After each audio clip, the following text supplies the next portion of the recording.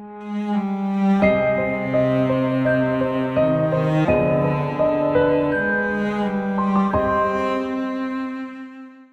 angels. Angels are directly related to the El. They are the El. They are a class of the El, or the Elohim, or the Elvin race.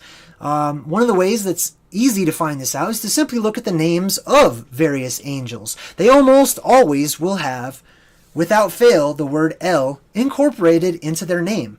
For some examples are Azazel, Uriel, Samael, Mikael, or Michael, Raphael, or Raphael.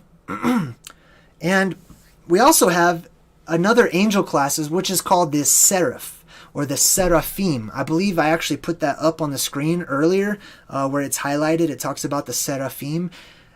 Seraphim, remember, im is plural, so the seraphs, basically, are the fiery serpents. That's what they're known as. Now, when they're described, they're talking about these angelic beings that have like 6 arms, by the way, which is also very interesting.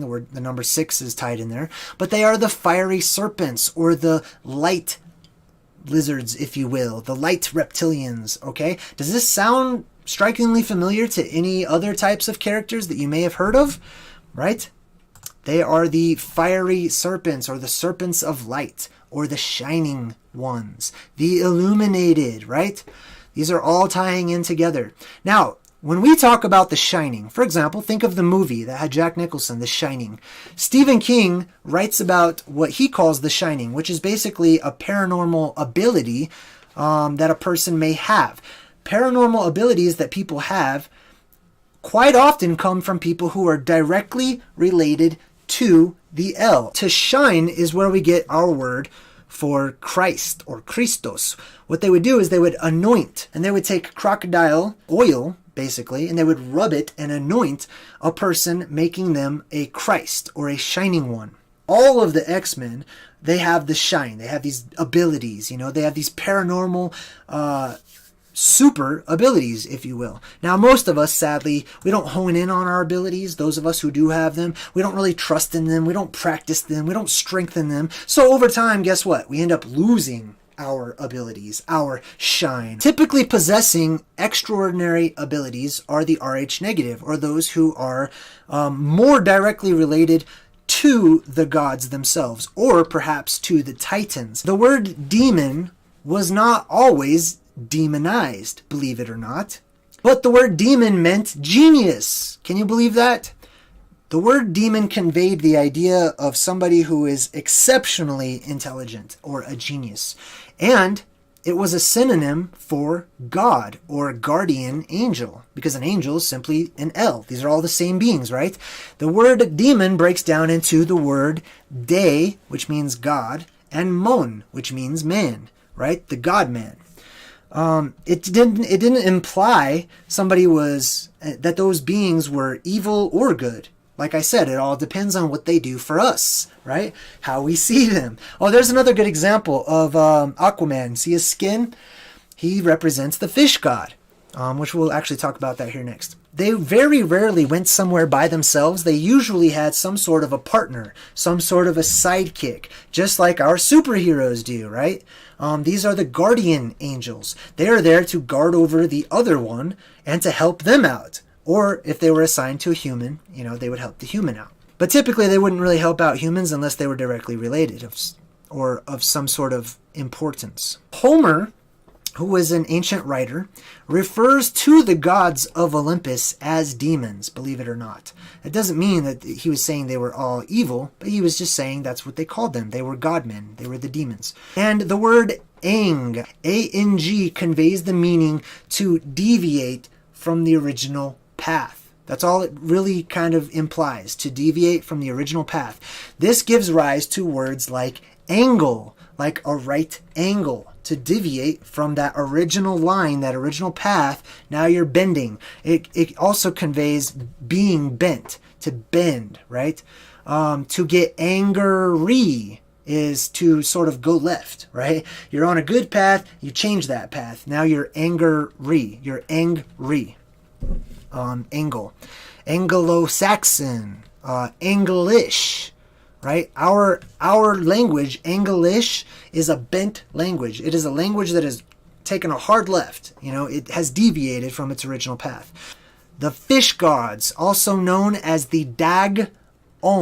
Remember, on, O-N, in ancient languages means of thee. So the Dagon, D-A-G, is pronounced just like the animal, dog.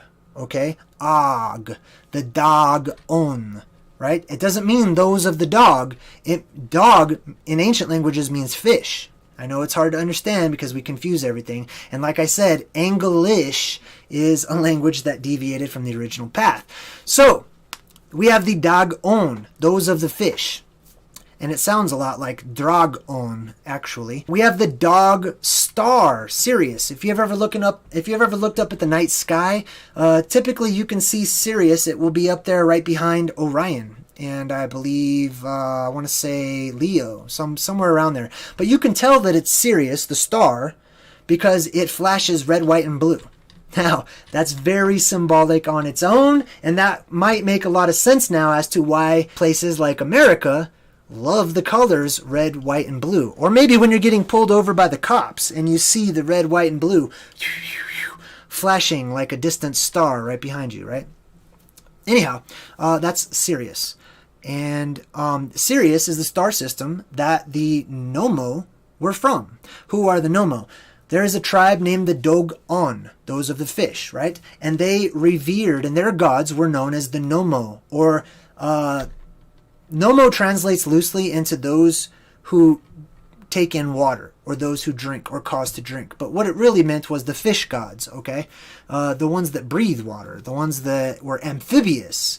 And the Nomo were the gods of the Dogon. They were said to be from the Sirius star system. Or, if you break down the word Sirius, it's simply Sar. Remember Sar? Sar means ruler, right? The Sar-E, Siri, the E sound, it just means possessive. It means mine. So my ruler, Siri. That's the Sirius star system. And the fish gods came down to Earth. They met the Dogon, and they had explained to them, we come from that region up there by that star system, the dog star. But this is the Jesus fish, right? This is the fish that represents Jesus. Well, why in the world would Jesus, the God, be represented by a fish? Because he's a fish god. That's exactly why. It's got nothing to do with stories of 2 fish and 5 loaves of bread and any of this type of stuff, or making you fishers of men. All of that is verbiage that is designed to pay homage to the fish gods. Now keep in mind, it's not an insult.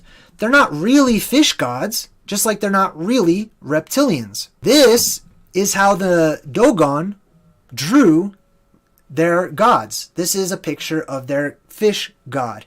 It's the exact same thing as the Jesus fish, except this one is standing upright, as it should be. Aquatic godlike beings. Aquaman. We've got Starbucks. Oops. Anyhow, you get the point. Starbucks is the mermaid, who is really Ishtar, and she's got the star on her forehead, just like Captain America, right? She's got the 2 sort of rivers coming down from the side of her head. I know we're supposed to assume that that's hair, but it really looks like water, doesn't it? So she's got these 2 waters coming down from her head, and she's got these 2 tails. She has 2 tails because she has 2 legs. Those are her legs, okay? She doesn't have fins, she has feet, but she is scalene in structure. She looks kind of fish-like in her skin. Another one of the fish god was Dagon.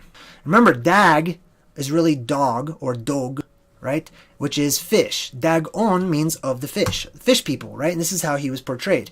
Priests of Dagon would wear a fish cape and a fish head hat, or mitre. We still have this today, and I'll go ahead and show you. You've probably seen the picture.